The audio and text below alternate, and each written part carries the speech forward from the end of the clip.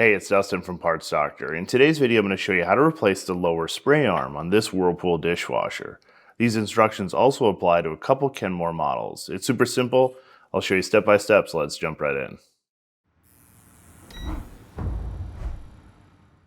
The lower spray arm distributes water throughout the bottom of the dishwasher using pressure from the wash pump to rotate and clean the dishes.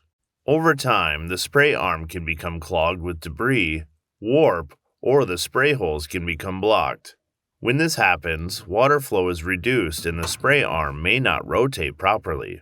Replacing a damaged or clogged spray arm restores proper water distribution and cleaning performance. If you need to purchase a replacement lower spray arm for your dishwasher, you can check out our website, partsdoctor.com. We offer fast shipping and only sell manufacturer-approved genuine replacement parts for all major appliance brands.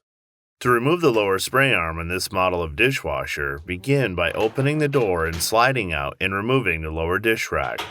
The lower spray arm is attached through a connector that twists into the diverter and motor assembly at the bottom of the dishwasher's tub.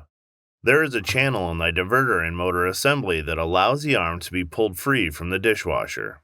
Rotate the connector counterclockwise while gently pulling up on the arm. Rotate the lower spray arm until it's free from the appliance. If you need a replacement lower spray arm, avoid cheap, low-quality aftermarket parts.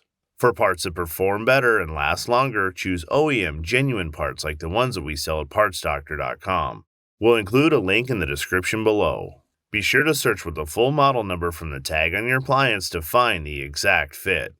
To install the new lower spray arm, align the spray arm to the diverter and motor assembly and turn the collar clockwise until it falls into place. Spin the spray arm to test to be sure that the spray arm is installed correctly and rotates freely. Replace the lower rack and close the door. Your dishwasher is now ready to use. Alright, that'll do it for today's video. As always, I'm Dustin with the Parts Doctor. Until next time, thanks for watching, and we'll see you later.